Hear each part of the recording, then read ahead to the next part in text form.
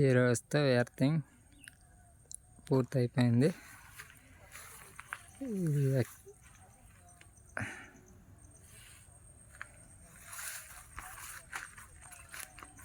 Danger boards కూడా పెట్టేసాం. ఈ రోజుతో ఈ సైట్ క్లోజ్ అయిపోయింది. ఇంకొక 2-3 రోజుల్లో కొత్త ప్రాజెక్ట్ వచ్చింది. ఆ సైట్లో మళ్ళీ కలుద్దాం.